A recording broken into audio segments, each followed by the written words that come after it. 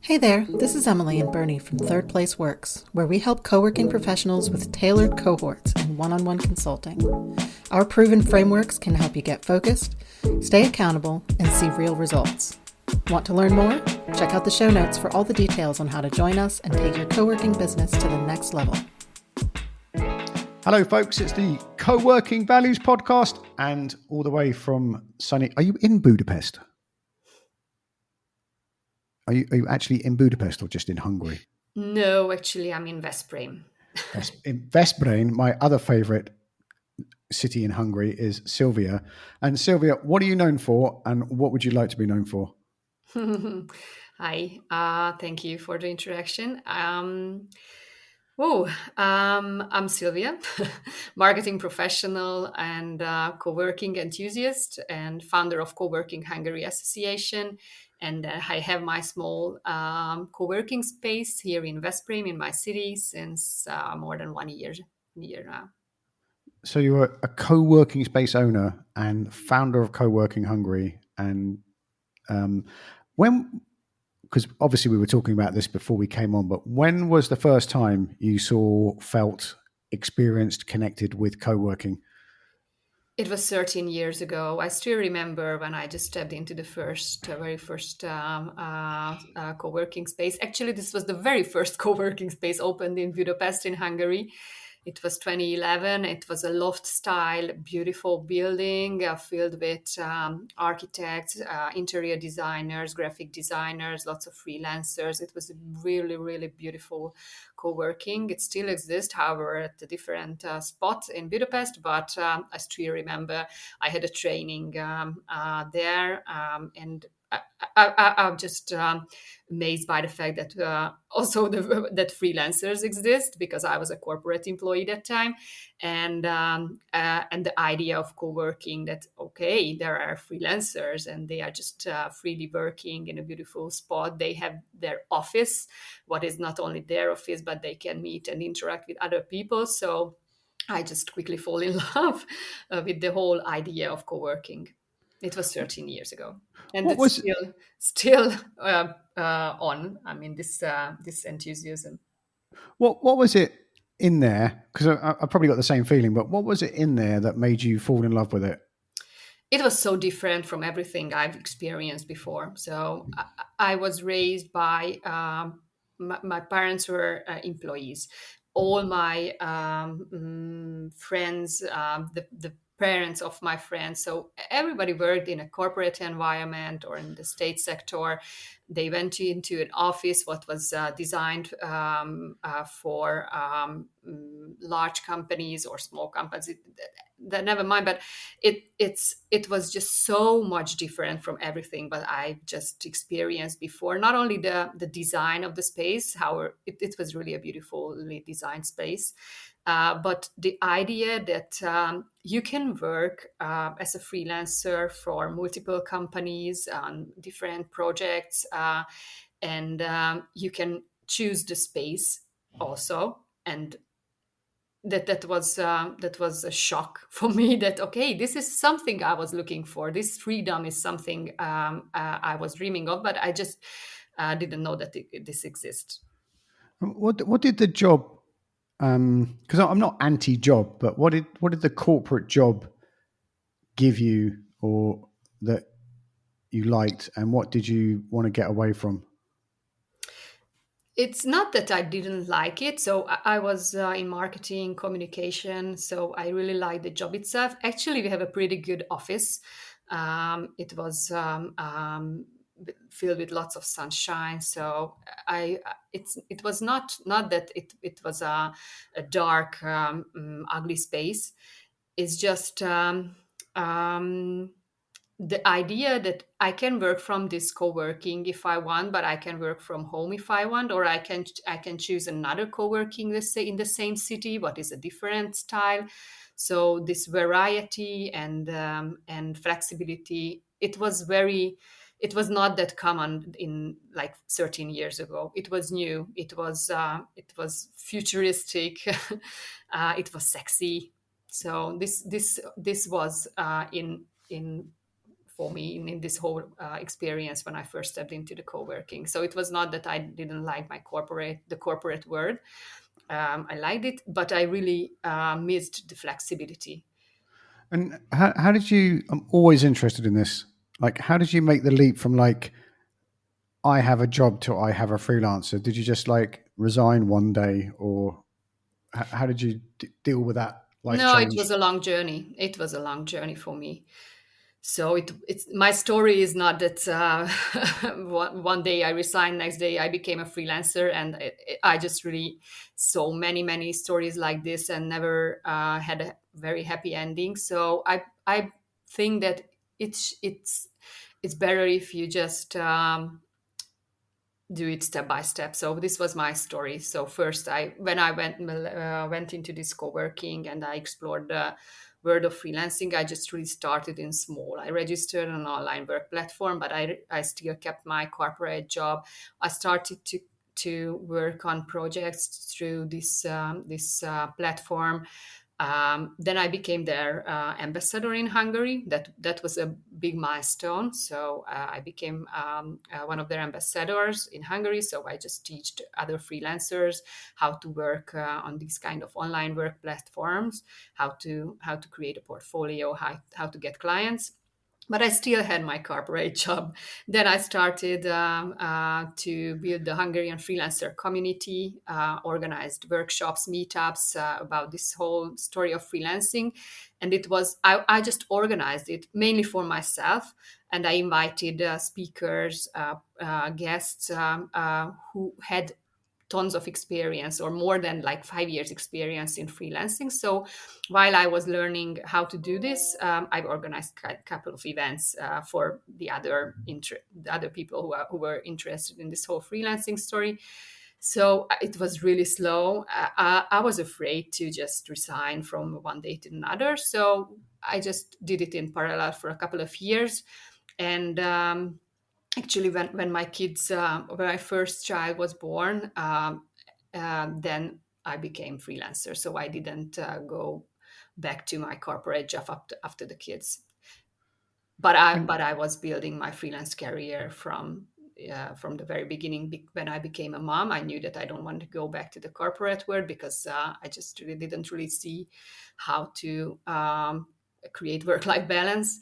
And I just started to apply on projects. I got my first clients, and in parallel, I had my own projects as well. So I just tried to monetize the community building, what I did. So I create conferences, festivals. I just created an online magazine where we sold PR articles.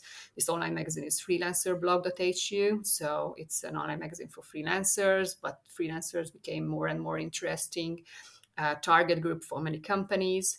So it was it was a couple of years, this whole switch from corporate environment to freelancing. so, as you go about this in Hungary, are you educating? It could be the answer to this could easily be a bit of both, but are you educating people to become freelancers, or are you educating companies to em- engage with the freelance community there? Both. So what we did in the past 10 years, and it wasn't just me, so I can name like many people who helped me to create the Hungarian freelancer community, but we just tried to create kind of an ecosystem. So not only train people how to become successful freelancers, how to get clients, but we worked with companies as well to just to help them how to integrate freelancers in their organization. What are the tasks? What are the projects? What are the roles? What can work well with freelancers? But this whole thing, it was not it. So it happened organically. Um, as the world of work was changing, we just we were like kind of accelerators of this whole story, I think. But it was my past 10 years. So uh, I, I would say that it's my past. This whole freelancer community building and co-working movement, co-working owners community is my future And and present. did you Sorry, I will get that question out. Did you know anything about community building, like when you started working with the online platform? Did you just know what to do by magic, or did you have to read loads, or how did you? Because something people ask me a lot is, "Oh, how did you do this?" And I just don't know how I did it. I just most of the time it's like you said earlier on. There's other people around me, and we kind of work like Elena Giroli and I in London worked out loads of little communities between us, but we just made a few phone calls and got people together. There was no magic formula. So how did you know what to do? I think I have in my basic skill set, there's this easygoing communication style. Not necessarily I didn't really have experience in community building, but I had experience in marketing and communication, presentation skills. And I got a lot of support from this online work platform, how to do this. So when I became their ambassador, they just gave me lots of trainings about what they need and how to do it, how to build freelancer communities. So there I really learned a lot. I think basically these educational materials, training programs, what I got that time, it's still I still have the basics from there, and the other things, what in details, what the community building really needs, what kind of things you need to do. I just learned during the journey. And was starting something like co-working Hungary, was it something you always wanted to do, or did you have the idea later on? No, it's the first. So I really, really wanted to have a community where we can just learn from each other. So maybe I mentioned before or not, but I worked as a marketing freelancer with like 5, 6 co-workings in Hungary. So I knew them in person. So I knew the owners, I knew the operators. And I'm just, when we work together, I've always asked that, what do you need? So of course I help in marketing, in business planning, financial planning and things like this, but what else you need? And they always said that, oh, it will be so nice to talk to someone else who have the same, who is in the same story, who is in this new movement, who is just exploring as a pioneer this co-working thing. And I really, really wanted, since like 2, 3 years ago, a community, but I had lots of projects, lots of things going on. So I just didn't want to have something what I cannot feel with energy. But then I just made a decision last year that, okay, now it's the right timing. Let's call these co-working operators if they want to if they want to join this or co-working association. And they very, very, very quickly said yes, 100% sure they want to be involved in something like this. And then there were like 5, 6 co-workings at the very beginning. Then I just put out posts, I think on LinkedIn or Facebook, I don't know, that, okay, we just grouped together for an association for co-workings in Hungary. Who else want to join? And now there are like 17 members in this association, and it's growing. So I have emails like every week that, hi, we are in this and this city in Hungary, would like to join you. How many do you know how many co-working spaces are in Hungary at the moment? Yes, around 40. Wow, Including also the very, very tiny spaces like around, like, I don't know, 100 square meters, and including the big corporate office players, the international office or companies as well, who have co-workings in the city center in large office buildings. So it's around 40, maybe 50. I have a list of them actually, but it's very hard to follow up, mainly on the small ones, because they are opening, closing 1 year later. So it's not. I'm trying to keep it up to date, but it's not that easy. what was the? I remember when I remember when there were 40 co-working spaces in London about 15 years ago. That what was the hardest thing about getting co-working Hungary going? Because lots of people listen to this, want to start something in their country like you have, or they want to start it in their region. And what was the hardest, and like what other advice would you give to people starting like you? Um, I think the hardest part was to design the purpose and the content of this association. So I really wanted to avoid to name to just to create a co-working association, but without any content. So just to create something, but there's no value in it. And the hard part and that there was a lot of thinking and discussions between the net members that what should be really the purpose and the whole like schedule of this organization. And I think finally we just and it was also hard just to make it in a way that it's still not a huge workload for anyone, especially for me. So I didn't want to create a charity organization where I just put a lots of effort and lots of energy into, but at the end it's just bringing lots of energy, but not bringing money in.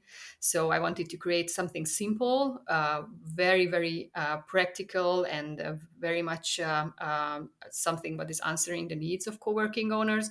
So the hard part was just to create this framework that what should be the purpose and yeah, the framework of this organization. I think we did a good job. I'm happy to share what is our current framework for the association, what kind of things are we doing, how often we meet, in what form. So we have a very simple recipe for this.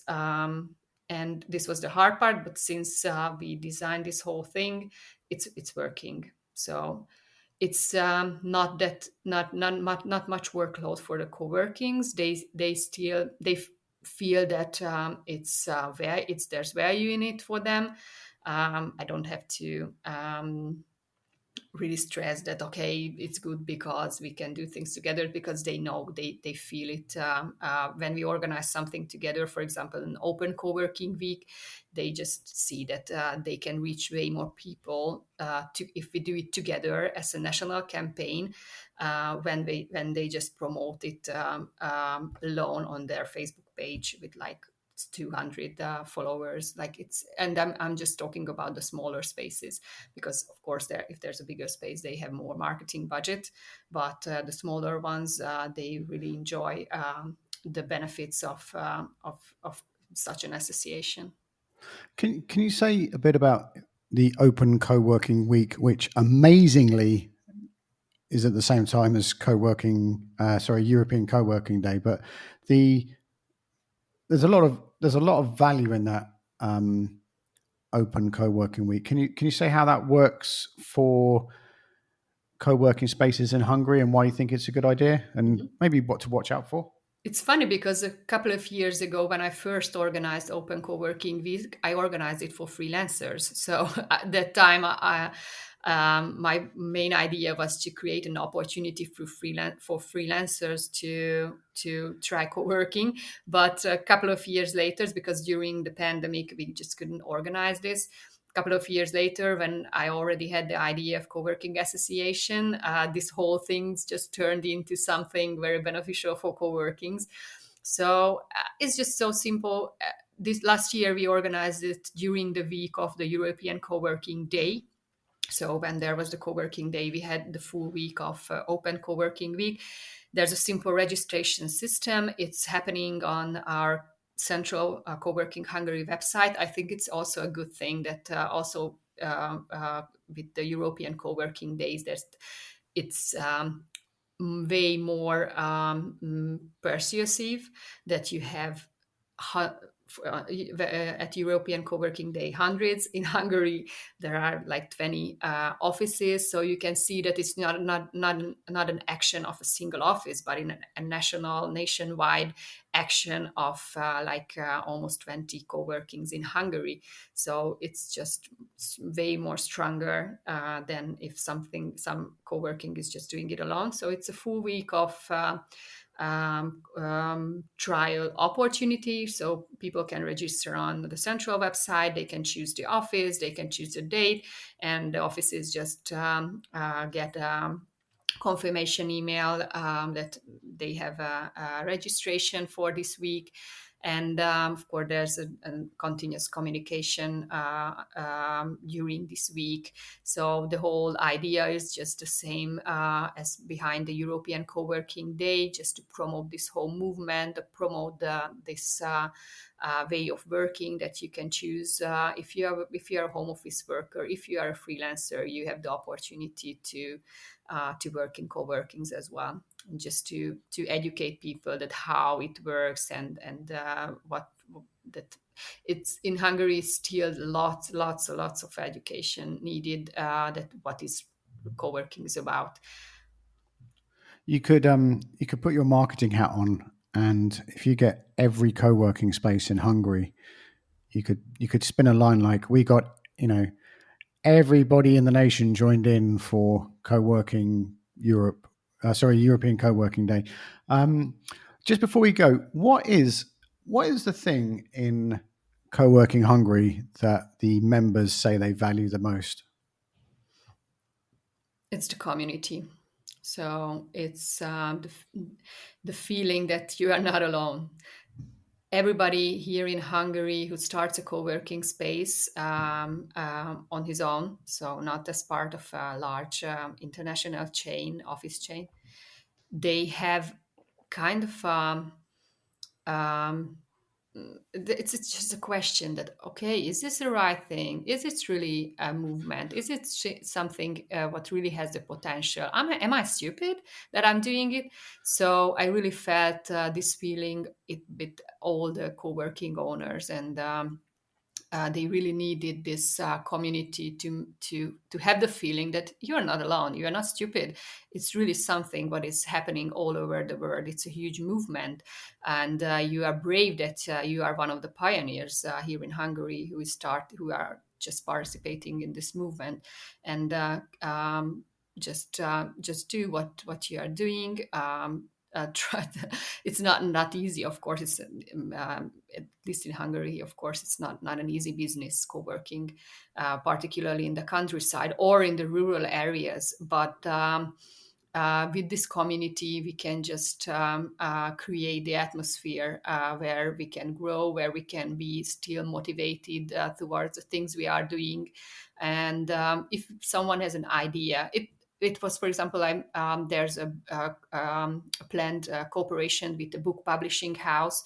So we asked some new books to the co-workings. It's good for the co-workers, and the publishing house can just promote their new books for a nice and good target group at co-workings. So it was born at one of the meetings at Co-working Hungary. So there was an idea that, okay, what if we just create a campaign for books? And then someone else said that, okay, what if we involve one of the publishing houses? And this is happening now. And without the association, maybe this whole idea just dies, because there's no support, there's no confirmation for this idea from others that it's good and let's do it together. So this is the main benefit for the members, this community and bonding and knowledge sharing. It's amazing when you get people together, like just chatting, what comes out of it. We're going to put links in the show notes to everything, but where's the best place to follow you and connect with you and do all those things? It's LinkedIn, so you can find me on LinkedIn as Szilvia Filep. Plus, you can check coworkinghungary.hu. There's an English version of the site, so you can check the spaces, and I think there's also a join us section where you can just see what is the framework of our operation. So these two platforms, LinkedIn for my personal things and coworkinghungary.hu. And gee, Szilvia, are you going to any co-working conferences soon? Yes, I do. I go to Sofia to Coworking Europe this year in November. So I'm just really waiting for this conference, because finally I can meet with many co-working folks in Europe in person. So I think this is going to be the most exciting part of my year. Excellent. All right. Thank you very much for your time. Cheers for your time and attention today, ladies and gentlemen. If you go to our extensive show notes, there'll be links to the European Co-working Day, which is in May next year, and we're talking about it now, and also to all the other podcasts and things there. And especially there's a link to the co-working LinkedIn group, which is over 7,000 people talking about co-working, much in the same way that Szilvia and I have spoken to here. So just go in there, click join, and we'll look for you and approve you. And whatever you're doing, be careful out there. It is a jungle.